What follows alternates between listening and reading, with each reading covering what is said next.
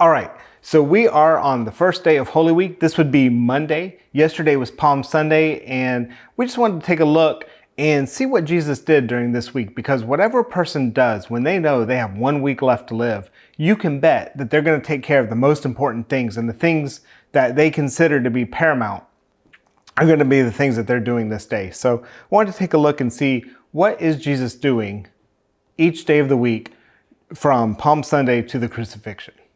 So today's Monday, and on Monday, there's a little bit of disagreement on the first thing that I'm going to talk about, which is the cleansing of the temple. In Matthew, it would appear that the cleansing of the temple is actually done on Palm Sunday, but in Mark and some of the other places, it appears that it was done on Monday. Since we did Palm Sunday for our church service, and we didn't talk about the cleansing of the temple, we'll go ahead and include it on Monday, even though I'm going to read the passage out of Matthew. And so on Monday, what we're going to see is the cleansing of the temple, the cursing of the fig tree, and Jesus' authority being questioned by the religious leaders of the day. So let's go ahead and go through those real quick. So the cleansing of the temple. In Matthew chapter 21, verses 12 through 16, it says, Jesus went into the temple of God and drove out all those who bought and sold in the temple, and overturned the tables of the money changers and the seats of those who sold doves. And he said to them, "It is written, my house shall be called a house of prayer, but you have made it a den of thieves." Then the blind and the lame came to him in the temple, and he healed them. But when the chief priests and scribes saw the wonderful things that he did, and the children crying out in the temple and saying, "Hosanna to the Son of David," they were indignant.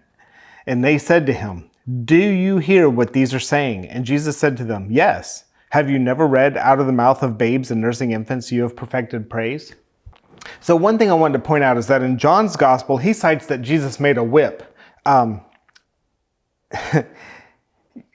There are art renderings that portray Jesus, with a whip driving people out. And, this is not an accurate picture. When Jesus made a whip, by the way, he made that to drive the animals out, because they had a lot of cattle and sheep and things that were in the temple, and he drove all the animals out over through the money changers. He wasn't whipping on people.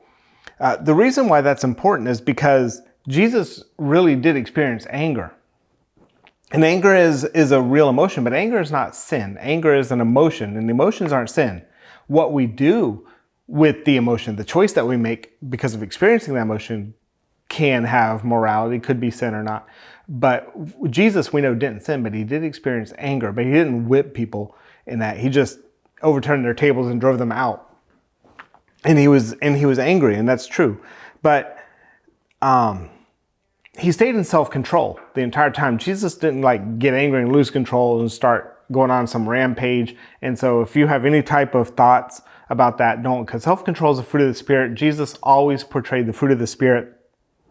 He simply used the whip to drive out sheep, goats, other animals.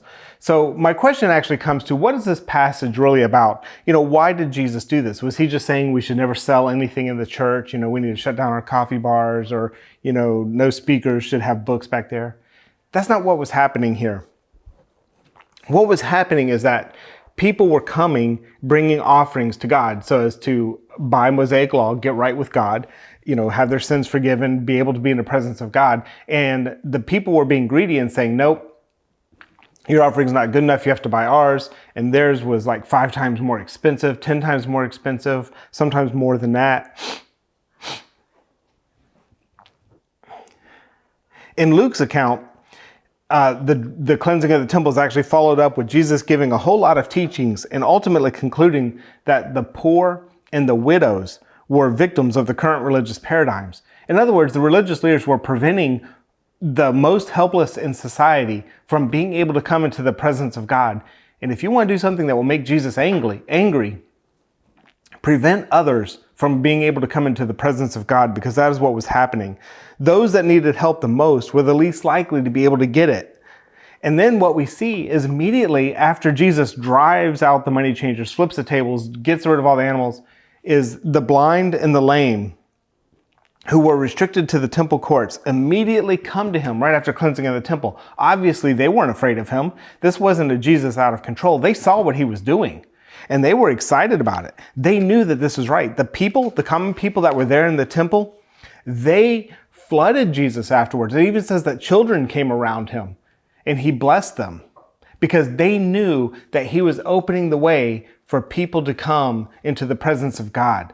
And, that's what the whole crucifixion was about. I think the reason, Jesus had to have seen this every time he went into the temple. But now it's his final week. And he is about to be the sacrificial lamb, the one who is going to, open the way for people to come into the presence of God. And he is that sacrificial lamb.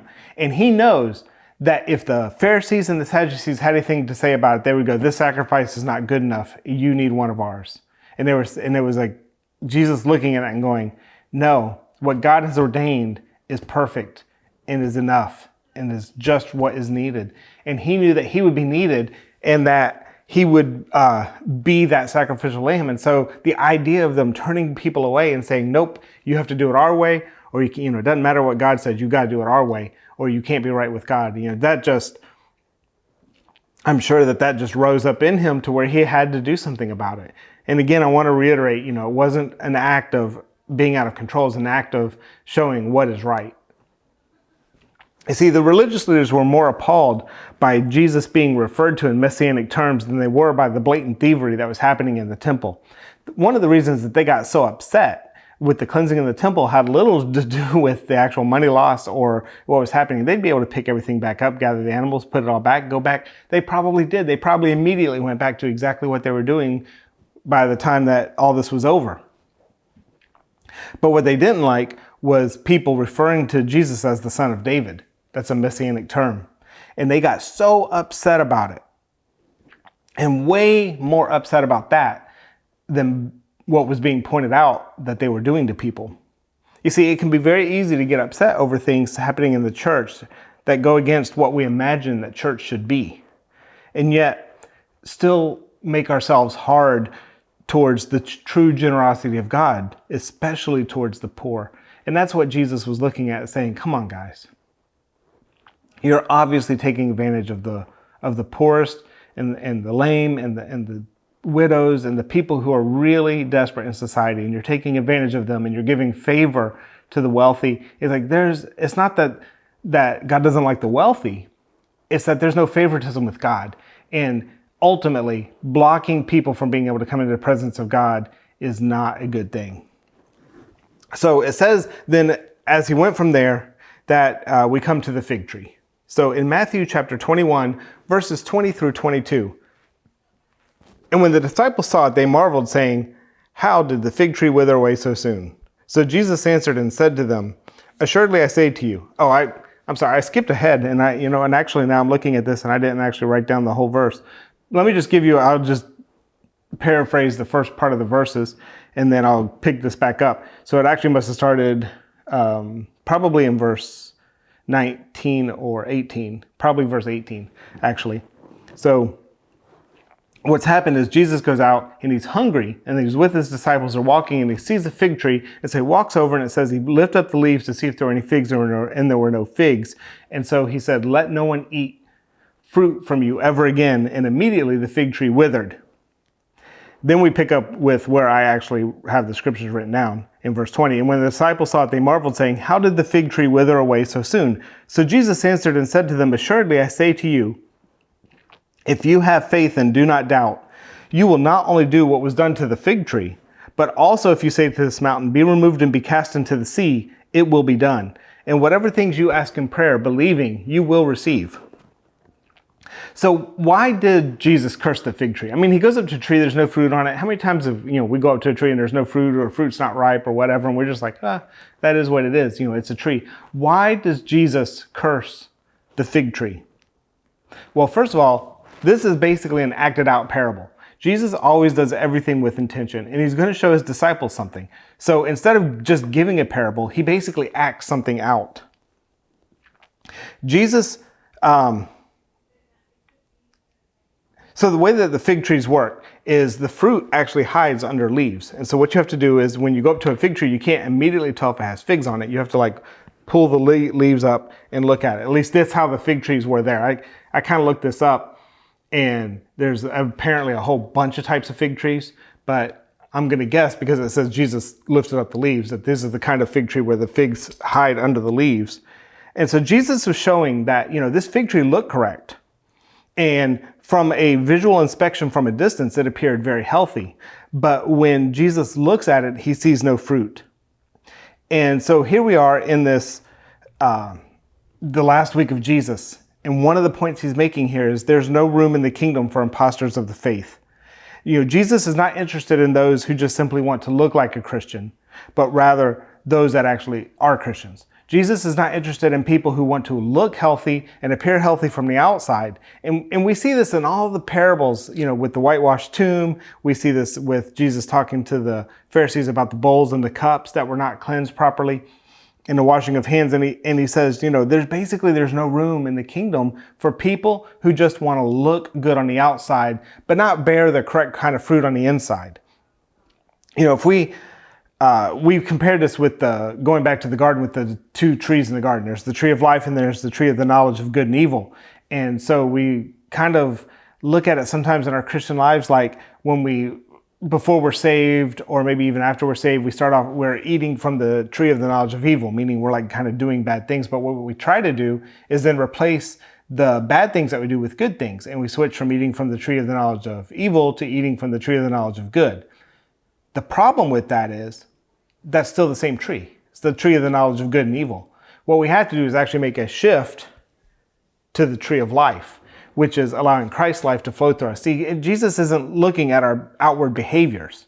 Jesus is looking at the matters of our heart. What is our heart like? Everything that he always said is, the law could say, do not murder, but he says, don't have hate in your heart, or else you've already committed murder.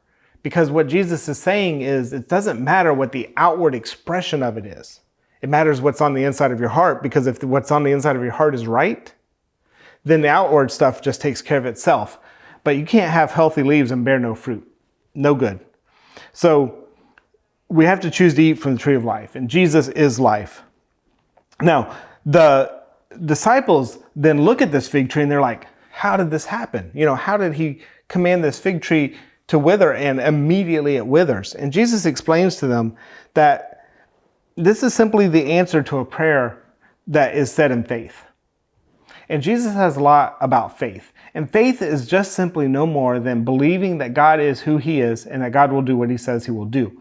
And when we can fully believe that, and he says, and then you ask stuff that's in alignment with who he is, according to his name, then whatever we ask, we'll have. See, Jesus had complete faith that he had authority over that tree. And so whatever he said would do is what it would do.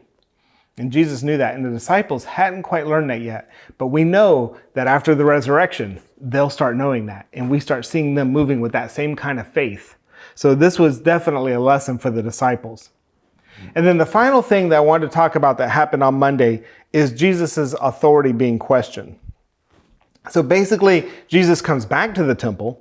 He returns to the temple on Monday, and the Pharisees and the Sadducees, some of the religious leaders, the Sanhedrin, they all come to him and they're like, hey, by what authority are you doing all this stuff? You teaching, you're cleansing the temple, you're, doing things. And he's like, but what authority are you doing this? And Jesus actually turns it around and traps them and asks them about John's baptism, and he questions their authority and their ability to judge people. But the main thing that I wanted to look at is he goes into a couple of parables. And one of those parables is the parable of the wicked vine dressers. And this is where Jesus is like, hey, there's this guy, and he owns this vineyard, and he leases it to some vine dressers. And then he sends his servant to collect the fruit, and they're like, let's kill the servant and we can keep the fruit. So they do that. He does that a couple times. Eventually he sends his son. They kill the son, and they're like, hey, we're going to get the whole vineyard now. And then it says, then when he comes, he'll destroy all of them, and he will give the vineyard to new vine dressers.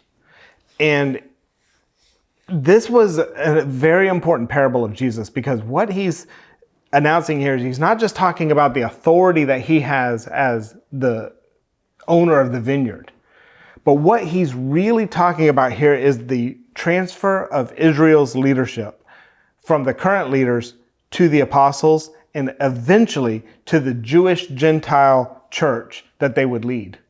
In other words, Jesus gives this parable, and it becomes very clear to them exactly what he's talking about. That he's saying, look, you guys have failed. You have failed as the religious leaders, And the time is coming, and it's coming soon, that the ownership of the church, the ownership, the leadership of God's church, I mean, ultimately it's God's church, and then Jesus has the head, but he says it's going to be removed from you. It's going to be taken out of you. It's going to be given, it's going to become a Jewish Gentile church, and the apostles are going to be establishing it in authority, and then it's going to raise up to exactly to the church that we have now. And so that is a very important parable. It's much more important than a lot of people give it credit for, because we look at it as sort of a slap in the face to the Pharisees and the Sadducees. But what it really is talking about, and what Jesus is really pushing down into, is the transfer of leadership from the church, from the Pharisees, from the Sadducees, and into the common people. Because the apostles weren't trained. I mean, they were trained by Jesus, but they weren't gone to school. They didn't have degrees. They weren't from the right tribes. This is a transfer of leadership. And it's Jesus saying, the church was never meant to have this separation between clergy and lay people. We are the church. We have leadership of the church.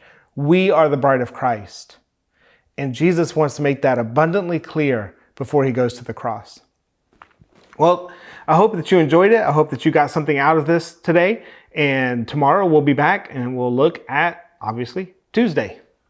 See you then.